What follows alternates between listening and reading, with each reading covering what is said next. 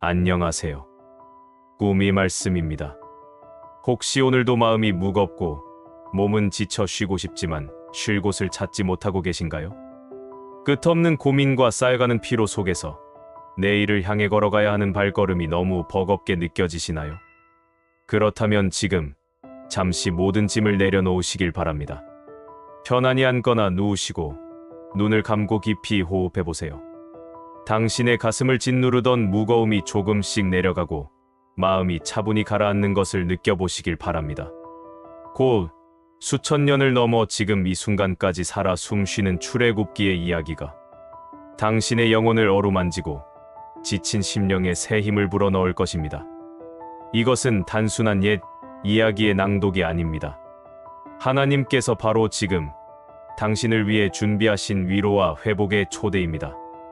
이스라엘 백성이 절망 속에서 자유를 얻고 길 없는 곳에서 길을 보았으며 목마른 광야에서 생수를 맛본 그 놀라운 역사가 오늘 바로 당신의 삶 속에서도 동일하게 울려 퍼질 것입니다.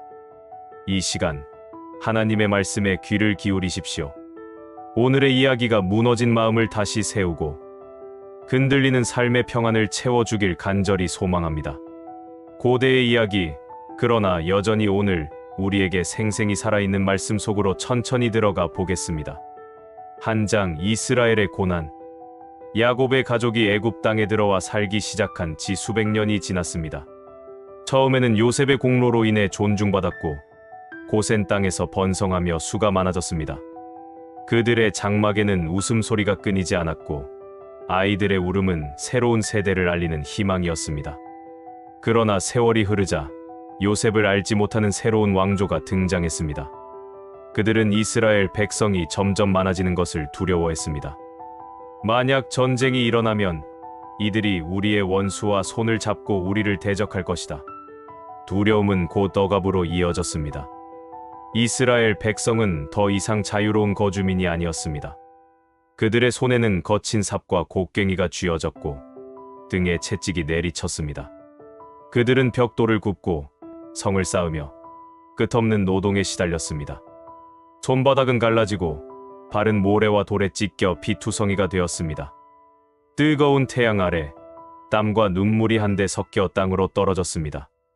밤이면 장막 안에서 아이들의 울음소리가 들려왔습니다. 아버지, 너무 배고파요. 그러나 아버지의 손에는 건네줄 양식이 없었습니다. 눈물만이 대답이었습니다.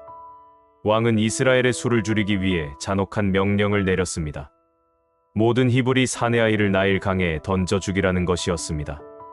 어머니들은 갓 태어난 아기를 품에 안고 매일같이 떨며 울부짖었습니다.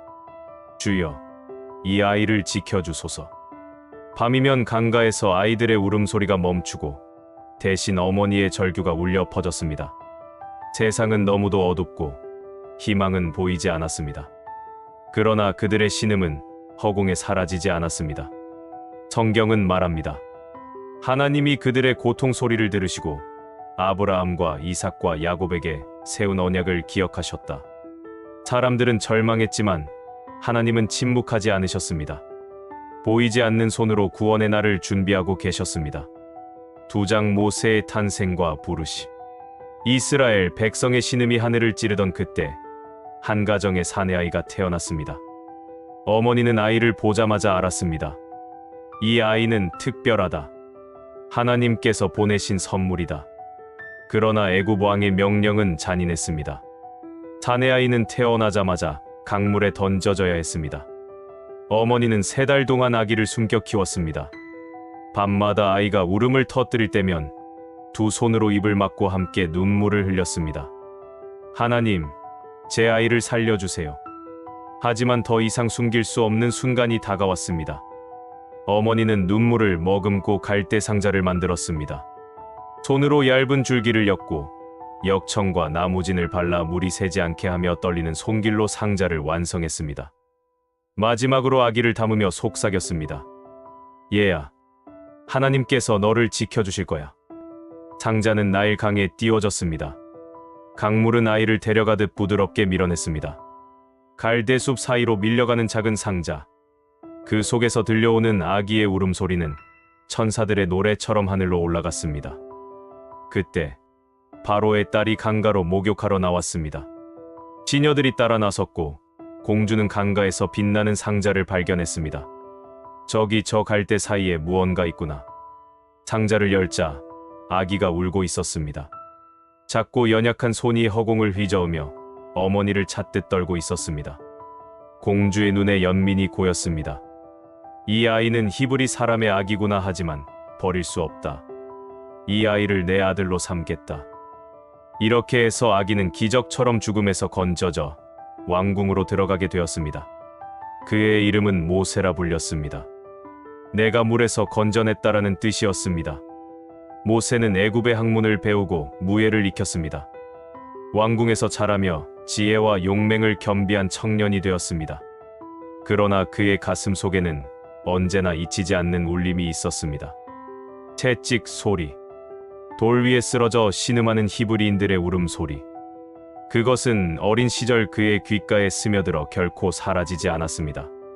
어느 날 그는 동족이 학대받는 장면을 목격했습니다. 애굽인이 히브리인을 무자비하게 때리고 있었습니다. 모세의 눈빛이 불타올랐습니다. 멈추어라. 순간 그의 분노는 주체할 수 없는 힘이 되었고 애굽인을 쳐 죽이고 말았습니다. 그는 모래 속에 시신을 감추었지만 그 일이 곧바로 알려졌습니다. 바로는 진노했습니다. 모세를 죽여라. 모세는 모든 것을 버리고 광야로 도망쳤습니다. 광야에서 방황하던 모세는 미디안 땅에 이르렀습니다. 그곳에서 제사장 이드로의 딸들을 도와 우물의 물을 길어주었고 결국 그 가정에 머물며 십보라와 결혼했습니다. 양떼를 치며 40년을 살았습니다. 한때 왕궁의 아들이었던 그는 이제 양을 돌보는 평범한 목자가 되었습니다. 모래바람 속에서 별빛 아래에서 그는 잊혀진 인생처럼 보였습니다. 그러나 하나님의 부르심은 결코 잊혀지지 않았습니다. 하나님은 모세를 위해, 이스라엘을 위해 때를 준비하고 계셨습니다. 어느 날 모세는 호렙산 근처에서 양떼를 돌보다가 놀라운 광경을 보았습니다. 한 떨기나무에 불이 붙었는데 이상하게도 타서 사라지지 않는 것이었습니다. 그는 가까이 다가갔습니다. 그때 음성이 들려왔습니다. 모세야, 모세야. 그는 놀라 대답했습니다. 제가 여기 있습니다. 이리 가까이 오지 말라. 내가 선 곳은 거룩한 땅이니 내 발에서 신을 벗으라. 모세는 두려움에 떨며 신을 벗었습니다. 그의 심장은 두근거렸고 얼굴은 땅에 닿을 듯 숙여졌습니다. 하나님의 음성이 계속되었습니다. 나는 내 조상의 하나님, 아브라함의 하나님, 이삭의 하나님, 야곱의 하나님이라. 내 백성이 애굽에서 고통당하는 것을 내가 보았다. 그들의 부르짖음을 들었다. 그러므로 내가 내려가 그들을 구원하려 한다. 모세는 숨을 죽였습니다. 그의 귀에 울려 퍼지는 하나님의 말씀은 마치 불꽃처럼 심장을 태웠습니다. 이제 가라. 내가 너를 바로에게 보내어 너로 하여금 내 백성을 애굽에서 인도하여 내게로 나오게 하리라. 그러나 모세는 두려움에 가득 차 있었습니다. 주여, 제가 누구이기에 바로에게 가겠습니까? 제가 무엇이기에 이 큰 일을 감당하겠습니까? 하나님은 단호히 말씀하셨습니다. 내가 반드시 너와 함께하리라. 모세는 다시 말했습니다. 제가 가서 너희 조상의 하나님이 나를 보냈다라고 하면 그들이 그분의 이름이 무엇이냐라고 물을 것입니다. 무엇이라 대답해야 합니까? 하나님은 말씀하셨습니다. 나는 스스로 있는 자다. IAM WHOIAM. 너는 이스라엘 자손에게 이렇게 말하라. 스스로 있는 이가 나를 너희에게 보내셨다. 그 순간 모세의 두려움 속에 희망의 불빛이 피어올랐습니다. 그는 여전히 연약했고 여전히 주저했지만 하나님은 거듭 약속하셨습니다. 내가 내 입과 함께 있어 무엇을 말할지 가르치리라. 내가 내 손에 있는 지팡이로 표적을 보이리라. 내가 너와 함께하리라. 모세는 마침내 지팡이를 손에 쥐고 애굽을 향한 길에 섰습니다. 광야에서 잊힌 목자가 아니라 하나님의 부르심을 받은 선지자, 해방의 지도자로서의 길이었습니다. 그의 발걸음은 여전히 무겁고 마음은 여전히 떨렸지만 그의 앞에는 불타는 떨기나무의 음성이 메아리쳤습니다. 내가 너와 함께하리라. 제장 10가지 재앙. 모세와 아론은 지팡이를 손에 들고 바로 앞에 섰습니다. 이스라엘의 하나님 여호와께서 말씀하시기를 내 백성을 보내라. 그들이 광야에서 나를 섬길 것이다. 바로는 비웃듯 말했습니다. 여호와가 누구이기에 내가 그의 말을 듣고 이 백성을 보내겠느냐? 나는 여호와를 알지 못한다. 이스라엘은 나가지 못한다. 그의 마음은 완고했습니다. 그래서 하나님께서는 애굽 땅에 심판을 내리시기 시작하셨습니다. 10가지 재앙, 애굽의 신들을 무너뜨리는 하나님의 권능이 펼쳐졌습니다. 첫째, 재앙 나일강이 피로 변하다. 나일강은 애굽의 생명줄이었습니다. 강물은 논밭을 적셨고 수많은 생명을 살렸습니다. 그러나 모세가 지팡이를 들어 강 위에 내리치자 물은 붉게 변했습니다. 강물은 피가 되었고 물고기들이 죽어 떠올랐습니다. 악취가 진동했고 사람들은 마실 물을 찾지 못했습니다. 애굽의 신성한 강은 하루아침에 저주가 되었습니다. 둘째, 재앙 개구리의 침입. 그러나 바로는 여전히 마음을 굳게 했습니다. 그리하자 땅은 개구리로 뒤덮였습니다. 궁전에도, 부엌에도, 침실에도, 심지어 바로의 왕좌에도 개구리들이 뛰어올랐습니다. 밥그릇 속에서도 펄쩍 뛰고 아기의 요람 위에서도 울어댔습니다. 애굽은 개구리의 울음소리로 밤낮이 구분되지 않았습니다. 바로는 모세를 불러 말했습니다. 내 백성을 보내리라. 개구리만 물러나게 하라. 그러나 재앙이 그치자 그의 마음은 다시 굳어졌습니다. 셋째, 재앙 땅의 티끌이 이가 되다. 모세가 지팡이를 들어 흙을 치자 땅의 티끌이 이가 되었습니다. 사람도 짐승도 이때에 시달렸습니다. 가려움과 고통으로 백성들은 몸부림쳤습니다. 애굽의 술사들도 이를 흉내내려 했으나 실패했습니다. 그들은 바로에게 말했습니다. 이는 하나님의 손가락이니이다. 그러나 바로의 마음은 변하지 않았습니다. 넷째, 재앙 파리의 습격. 거대한 파리떼가 애굽 온 땅을 뒤덮었습니다. 집 안가득 음식을 덮치고 피부에 달라붙어 물었습니다. 부패와 오물의 냄새가 코를 찔렀습니다. 그러나 고센 땅, 곧 이스라엘 백성이 거하는 곳에는 단 한 마리의 파리도 없었습니다. 하나님께서 그분의 백성을 구별하신 것이었습니다. 바로는 또다시 무릎을 꿇듯 말했습니다. 너희 하나님께 제사하라. 그러나 이 땅 안에서 하라. 모세는 단호히 거절했습니다. 우리는 반드시 광야로 가야 한다. 재앙이 멈추자 바로는 또다시 마음을 바꾸었습니다. 다섯째, 재앙 가축의 죽음. 들판의 소와 말, 낙타와 양, 모든 애굽의 가축들이 죽어갔습니다. 죽음의 울음소리가 초원을 뒤덮었습니다. 그러나 이스라엘의 가축은 단 하나도 죽지 않았습니다. 바로는 확인했지만 여전히 마음을 닫았습니다. 여섯째, 재앙 악성 종기. 모세와 아론이 화덕의 재를 공중에 날리자 그것이 티끌처럼 퍼져 사람과 짐승에게 악성 종기가 돋았습니다. 종기는 골마 터지고 통증은 참기 어려웠습니다. 애굽의 술사들조차 서 있지 못하고 쓰러졌습니다. 그러나 바로는 여전히 마음을 돌리지 않았습니다. 일곱째, 재앙불을 동반한 우박. 하늘은 어둡게 가라앉더니 갑자기 천둥과 번개가 쏟아졌습니다. 우박이 폭풍처럼 내려 애굽의 밭을 초토화시켰습니다. 불덩이가 함께 떨어져 들판은 불바다가 되었습니다. 사람들은 두려움에 떨며 외쳤습니다. 이제야 알겠다. 여호와는 의로우시고 나는 악하다. 바로 역시 두 손을 들며 모세에게 말했습니다. 이제 그만두라. 내가 이스라엘을 보내겠다. 그러나 재앙이 그치자 그의 마음은 또다시 완강해졌습니다. 여덟째, 재앙 메뚜기 떼의 습격. 끝이 보이지 않는 메뚜기 떼가 하늘을 뒤덮고 내려왔습니다. 밭에 남아있던 모든 푸른 것을 먹어치웠습니다. 잎사귀 하나도 남지 않았습니다. 애굽은 절망에 잠겼습니다. 그러나 바로는 여전히 완고했습니다. 아홉째, 재앙 흑암의 장막. 세상은 갑자기 빛을 잃었습니다. 사흘 동안 태양도 달도 별도 보이지 않았습니다. 짙은 어둠은 손으로 만질 수 있을 정도였습니다. 사람들은 집 밖으로 나가지 못했습니다. 숨소리조차 두려움으로 얼어붙었습니다. 그러나 이스라엘이 거하는 곳에는 여전히 빛이 있었습니다. 바로는 분노하며 말했습니다. 다시는 내 얼굴을 보지 말라. 내가 내 얼굴을 보는 날 너는 죽을 것이다.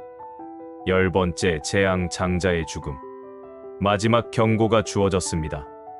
오늘 밤 애굽 온 땅에 처음 난 것은 사람이나 짐승이나 모두 죽을 것이다.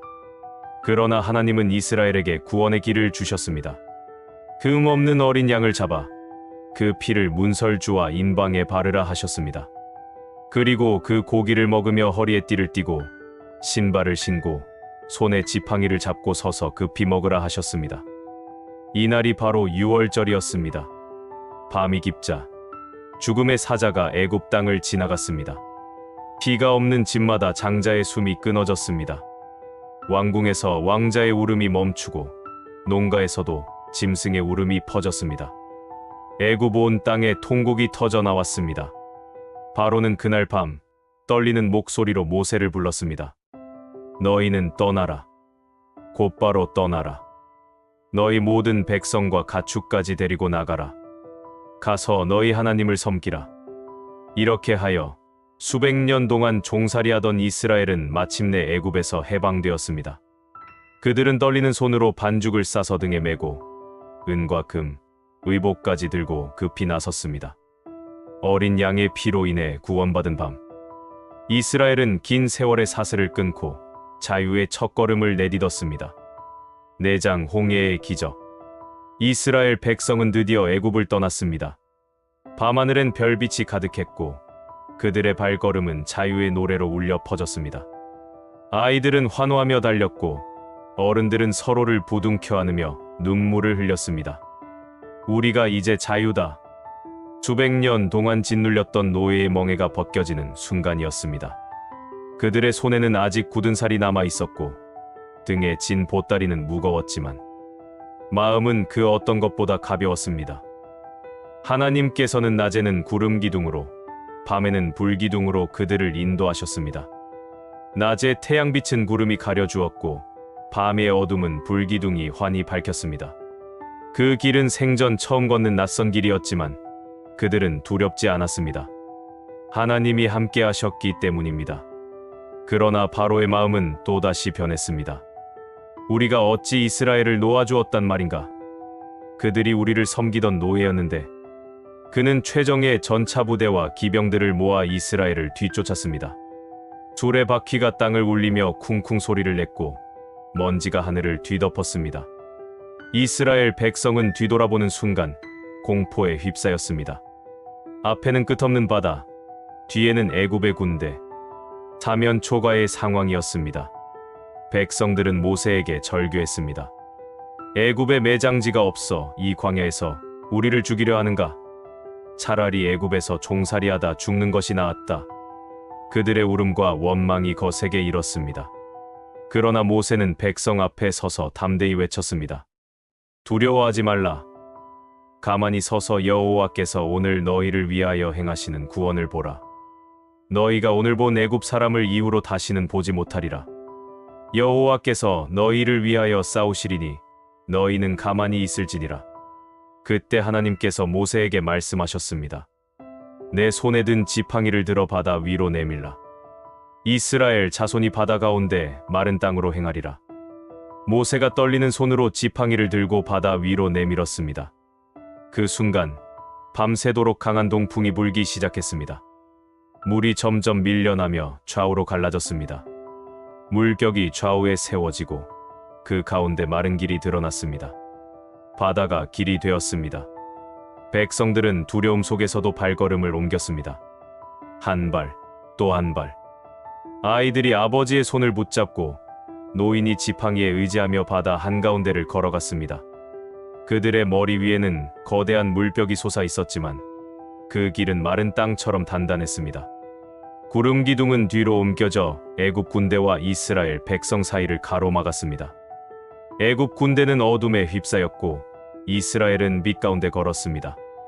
바로의 군대가 분노에 차 받아 길로 들어섰습니다. 수레와 말, 병사들이 함성을 지르며 뒤쫓았습니다. 그러나 하나님께서 그들의 수레바퀴를 어지럽히셨습니다. 바퀴가 빠져나가고 수레가 기울어져 병사들은 혼란에 빠졌습니다. 여호와가 이스라엘을 위하여 우리와 싸우신다. 도망하자. 그러나 이미 늦었습니다. 모세가 다시 지팡이를 들어 바다 위로 내밀자 새벽이 밝아오며 물이 제자리로 돌아왔습니다. 거대한 파도가 몰아치며 애굽의 군대를 삼켰습니다. 말과 수레와 병사들이 물결에 휩쓸려 흔적도 없이 사라졌습니다. 바로의 군대는 끝내 바닷속에서 사라졌고 이스라엘은 온전히 구원을 받았습니다. 그날 이스라엘 백성은 바닷가에서 노래했습니다. 여호와는 나의 힘, 나의 노래, 나의 구원이시라. 그는 나의 하나님이시니 내가 그를 찬송하리라. 말과 그 탄자를 바다에 던지셨도다. 모세의 누이 미리암은 손에 소고를 들고 여인들과 함께 춤추며 노래했습니다. 너희는 여호와를 찬송하라. 그는 높고 영화로우시며 말과 그 탄자를 바다에 던지셨도다.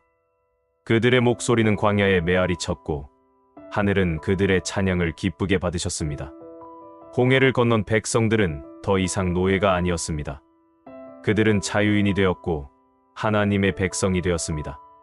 이제 광야의 길이 앞에 펼쳐졌습니다. 끝없는 모래와 바람, 시련과 고난의 길. 그러나 그들의 앞에는 구름 기둥과 불 기둥이 서 있었습니다. 하나님의 임재가 그들을 인도하고 있었습니다.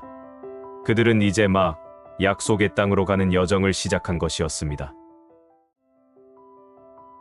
5장 광야의 삶 만나, 메추라기, 반석의 물. 홍해를 건넌 이스라엘 백성은 새로운 자유를 얻었지만 곧 광야의 현실을 마주해야 했습니다. 끝없는 모래바람, 척박한 땅, 물 한 방울 없는 사막의 열기는 그들의 몸과 마음을 짓눌렀습니다.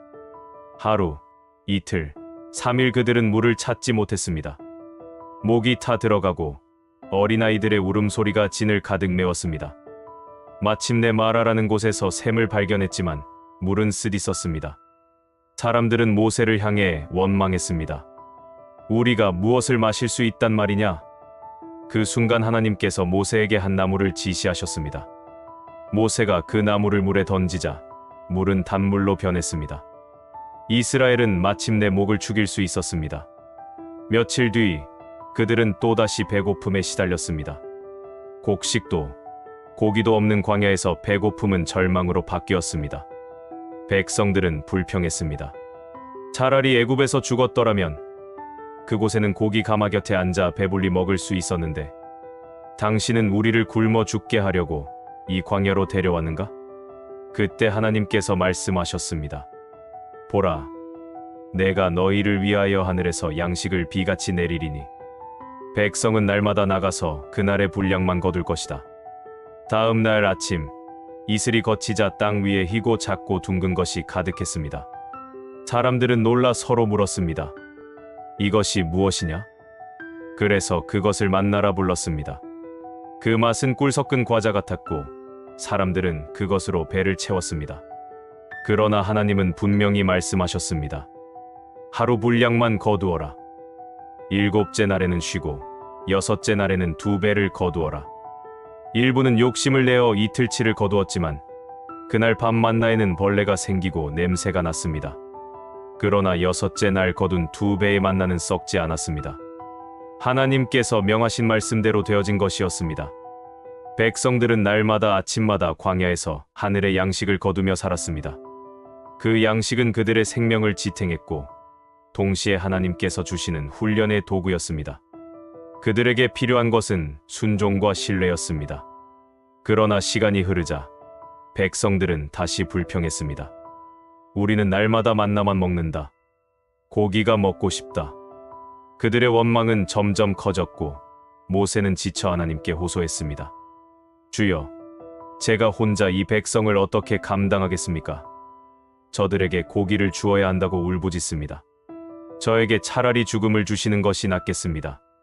하나님께서 대답하셨습니다. 내 손이 짧으냐? 이제 너희가 먹고 배불리리라. 바람이 불어와 메추라기 떼가 진영 위에 떨어졌습니다. 사람들은 그 고기를 날마다 거두며 먹었습니다. 광야 한가운데에서 하나님은 백성들의 굶주림을 채워주셨습니다. 다시 며칠이 지나 물이 떨어졌습니다. 백성들은 또다시 모세를 원망하며 외쳤습니다. 우리를 왜 이곳으로 데려왔는가? 우리와 우리 자녀와 가축이 목마름에 죽게 하려는가? 백성들의 분노는 커져 돌을 들어 모세를 치려 했습니다. 그때 하나님께서 말씀하셨습니다.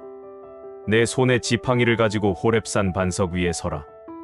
내가 반석을 치면 물이 그곳에서 나오리니 백성이 마시리라. 모세가 지팡이로 반석을 치자 단단한 바위 틈에서 시원한 물줄기가 솟구쳤습니다. 물이 강처럼 흘러나와 온 백성과 가축이 마셨습니다. 광야 한가운데 아무도 길을 낼 수 없는 그곳에서 생수가 터져 나왔습니다. 그날 이스라엘은 똑똑히 보았습니다. 하나님은 길 없는 곳에 길을 내시는 분, 물 없는 곳에서 생수를 내시는 분이라는 사실을. 광야는 고난의 장소였지만 동시에 훈련의 장소였습니다. 이스라엘은 만나와 메추라기, 반석의 물을 통해 매일같이 하나님의 은혜를 경험했습니다. 그들은 깨달아야 했습니다. 자신들의 힘이 아니라 오직 하나님의 손길로 살아가고 있다는 것을. 광야는 그들을 겸손케 했고 하나님만을 바라보게 했습니다. 노예로 살던 백성은 이제 하나님의 백성으로 변화되고 있었습니다. 6장 시내산 언약과 십계명. 애굽을 떠난 지 3달째 되던 날, 이스라엘 백성은 시내산 앞 광야에 도착했습니다. 거대한 산은 황량한 광야 한가운데 우뚝 솟아 있었고 그 모습은 마치 하늘과 땅을 잇는 기둥 같았습니다. 하나님께서 모세를 산으로 부르셨습니다. 그는 백성에게 전할 말씀을 받았습니다. 너희가 애굽 사람에게 어떻게 행하였음을 보았고 내가 어떻게 독수리 날개로 너희를 업어 내게로 인도하였음을 보았다. 이제 너희가 내 말을 잘 듣고 내 언약을 지키면 너희는 모든 민족 중에서 내 소유가 되리라. 너희는 제사장 나라가 되며 거룩한 백성이 되리라. 모세는 산에서 내려와 백성에게 전했습니다. 백성은 한 목소리로 외쳤습니다. 여호와께서 말씀하신 모든 것을 우리가 준행하리이다. 하나님께서는 말씀하셨습니다. 너는 백성을 거룩하게 하여 오늘과 내일을 준비하게 하라. 옷을 빨고 스스로를 정결하게 하라. 사흘째 되는 날에 내가 온 백성 앞에 시내산에 강림할 것이다. 백성은 두려움과 기대 속에 옷을 빨고 몸을 씻고 장막 주변을 정돈했습니다. 아이들은 속삭였고 어른들은 떨리는 마음으로 서로를 바라보았습니다. 온 진영은 숨죽인 듯 고요했지만 그 고요함은 곧 폭풍 같은 임재로 바뀔 준비를 하고 있었습니다.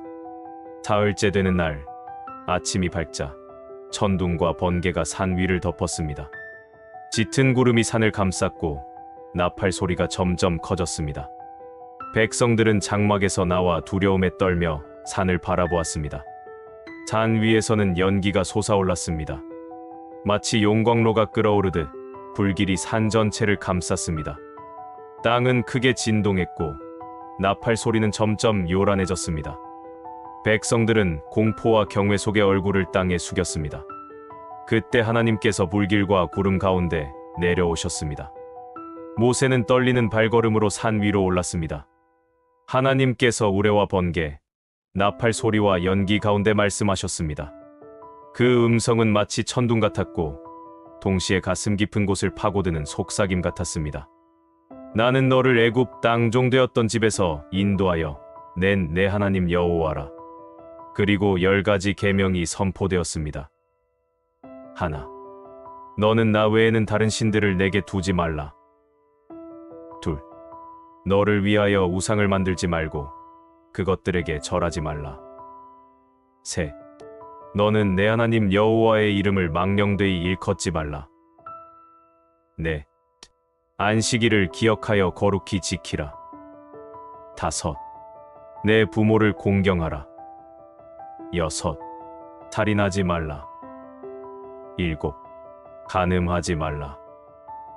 여덟, 도둑질하지 말라.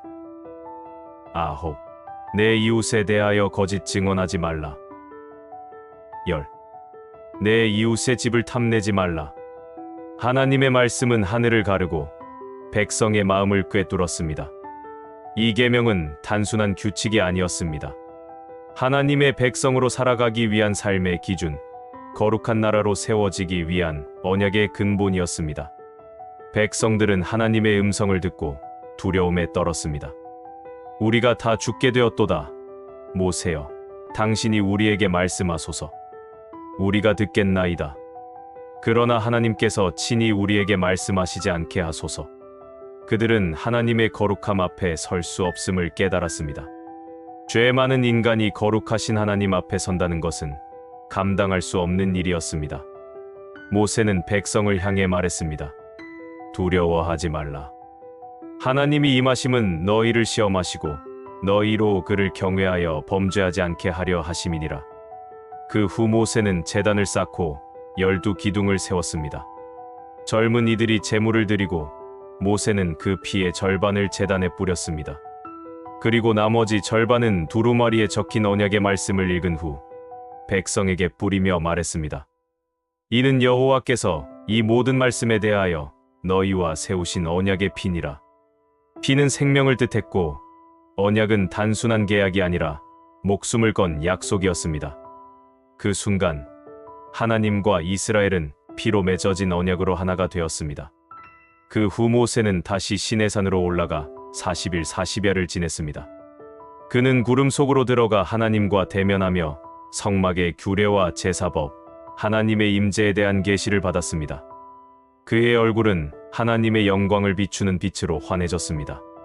하나님은 언약의 증거로 2개의 돌판을 친히 손가락으로 새겨 모세에게 주셨습니다. 7장 금송아지 사건과 하나님의 자비. 모세는 하나님의 부르심을 따라 시내산에 올라가 40일 동안 하나님의 말씀을 받았습니다. 구름이 산을 덮었고 불길 같은 임재가 산 위에 머물렀습니다. 그러나 산 아래에서 기다리는 백성들의 마음은 점점 불안해졌습니다. 처음에는 경건히 기다렸지만 시간이 지날수록 의심과 두려움이 고개를 들었습니다. 모세가 어찌 된 것인가? 저 산에서 죽은 것이 아닌가? 우리를 인도할 지도자가 사라졌다. 사람들은 서로 속삭이며 불안에 사로잡혔습니다. 결국 그들은 아론에게 몰려가 소리쳤습니다. 일어나라. 우리를 인도할 신을 만들라. 우리를 애굽에서 인도해 낸 모세는 어찌 되었는지 알 수 없다. 아론은 압도당했습니다. 그는 백성의 요구를 거절하지 못하고 말했습니다. 너희 아내와 자녀의 금 귀고리를 가져오라. 사람들은 귀고리를 빼서 가져왔습니다. 아론은 그것을 불에 던져 녹여 송아지 형상을 만들었습니다. 빛나는 금 송아지가 모습을 드러내자 백성들은 환호했습니다. 이스라엘아, 이는 너희를 애굽 땅에서 인도하여 낸 너희 신이로다. 그들은 제단을 쌓고 금송아지 앞에서 제사를 드렸습니다. 술을 마시며 먹고 마시고 춤추며 방탕한 잔치를 벌였습니다. 그때 시내산 위에서 하나님께서 모세에게 말씀하셨습니다. 너는 어서 내려가라. 내가 애굽에서 인도해낸 내 백성이 스스로 타락하여 금송아지를 만들어 섬기고 있다. 내가 이 백성을 보니 목이 곧은 백성이라. 내가 그들을 진멸하고 너로 큰 나라를 이루게 하리라. 하나님의 진노는 불길 같았습니다. 언약을 맺은 지 며칠 되지 않아 백성은 배신했고 하나님은 분노하셨습니다. 그러나 모세는 하나님 앞에 엎드렸습니다. 주여, 어찌하여 주의 큰 권능과 강한 손으로 인도하여 내신 주의 백성을 진멸하시려 하나이까? 애굽 사람들이 말하기를 여호와가 그들을 산에서 죽이려고 인도해냈다 하지 않겠습니까? 아브라함과 이삭과 이스라엘에게 맹세하신 약속을 기억하소서. 그들의 자손을 하늘의 별처럼 많게 하시지 않으셨습니까? 그의 눈물 어린 간구는 하늘에 닿았습니다. 하나님은 모세의 간구를 들으시고 뜻을 돌이켜 백성을 멸하지 않으셨습니다. 그러나 모세가 산에서 내려오자 눈앞에 펼쳐진 광경은 참혹했습니다. 백성은 금송아지 앞에서 소리치며 춤추고 있었습니다. 모세는 손에 쥔 돌판을 산 아래로 던져 깨뜨렸습니다. 언약의 돌판은 산산이 부서졌습니다. 그는 금송아지를 불에 태워 가루로 만들고 물에 뿌려 백성에게 마시게 했습니다. 그 목소리는 번개처럼 울렸습니다. 너희가 큰 죄를 범하였도다. 여호와께서 너희에게 무엇을 행하실지 내가 그분께 간구하리라. 그날 레위 지파가 칼을 들고 우상 숭배에 가담한 3,000명을 치는 심판이 있었습니다. 죄의 대가는 혹독했습니다. 그러나 모세는 다시 산 위로 올라가 하나님 앞에 엎드렸습니다. 슬프도소이다. 이 백성이 자기들을 위하여 금신을 만들어 큰 죄를 범하였나이다. 그러나 이제 그들의 죄를 사하시옵소서. 그렇지 않으려거든 원하건대 주께서 기록하신 책에서 내 이름을 지워버려 주옵소서. 모세는 자신의 생명을 걸고 백성을 위해 중보했습니다. 그의 간구는 백성을 향한 사랑이었고 하나님을 향한 절절한 믿음이었습니다. 하나님은 모세의 기도를 들으시고 자비를 베푸셨습니다. 백성은 여전히 목이 곧았지만 하나님은 진멸하지 않으시고 그들과 동행하시기로 하셨습니다. 하나님은 다시 2개의 돌판을 준비하여 산으로 가져오라 하셨습니다. 모세가 새 돌판을 들고 산에 오르자 하나님께서 친히 그 위에 말씀을 다시 새겨주셨습니다. 그때 하나님은 모세에게 이렇게 선포하셨습니다. 여호와라, 여호와라, 자비롭고 은혜롭고 노하기를 더디하고 인자와 진실이 많은 하나님이라. 죄악과 허물을 용서하나 형벌을 면제하지는 아니하고 아버지의 죄악을 3~4대까지 이르게 하리라. 모세는 얼굴을 땅에 대고 경배했습니다. 주여, 우리와 동행하여 주소서. 이 백성이 목이 곧은 백성이지만 우리의 죄악과 허물을 사하시고 우리를 주의 기업으로 삼으소서. 하나님의 자비는 심판 가운데서도 여전히 흘러넘쳤습니다. 백성은 용서받았고 언약은 다시 세워졌습니다. 모세가 산에서 내려올 때 그의 얼굴에는 빛이 났습니다. 하나님의 영광이 그에게 비쳐 그 얼굴은 광채로 빛났습니다. 백성은 두려워 감히 모세를 똑바로 바라보지 못했습니다. 그 빛은 하나님이 여전히 백성과 함께 계신다는 증거였습니다. 비록 죄를 지었으나 하나님은 여전히 자비로 그들을 붙드시고 앞으로도 인도하시겠다는 약속이었습니다. 8장 성막과 하나님의 임재. 금송아지 사건 이후 백성의 마음은 두려움과 회개로 가득 차 있었습니다. 그때 하나님께서 모세에게 새로운 명령을 주셨습니다. 그들이 나를 위하여 성소를 짓게 하라. 내가 그들 중에 거하리라. 하나님은 단순히 하늘 위에서만 계시려 하지 않으셨습니다. 죄 많고 연약한 백성 한가운데에 신이 거하시기를 원하셨습니다. 그분은 멀리 계신 신이 아니라 함께 계시는 하나님이셨습니다. 모세는 산에서 내려와 하나님의 말씀을 전했습니다. 그러자 백성들은 마음 깊은 곳에서 감격과 감사로 반응했습니다. 사람들은 기꺼이 자신들의 소중한 소유를 내어놓았습니다. 금과 은, 보석과 가죽, 곱게 짠 실과 기름과 향품까지 아낌없이 가져왔습니다. 광야에서 얻은 것들, 애굽에서 나올 때 손에 쥐고 나온 것들을 이제 하나님께 드렸습니다. 여인들은 자기가 가지고 있던 귀고리와 팔찌를 풀어내었고 장인들은 솜씨를 다해 정교한 기구들을 만들었습니다. 백성의 마음은 하나였고 그들의 손은 열심이었습니다. 성막은 단순한 장막이 아니었습니다. 하나님께서 모세에게 산에서 보여주신 정확한 설계대로 지어져야 했습니다. 장인 부살렐과 오홀리압이 중심이 되어 모든 기술자들이 마음을 다해 섬겼습니다. 그들은 가늘게 꼰 배실로 휘장을 짰고 금으로 입힌 널판으로 벽을 세웠습니다. 언약궤를 조각하여 순금으로 싸고 그 위에 그룹을 새겨 날개를 맞부딪히게 했습니다.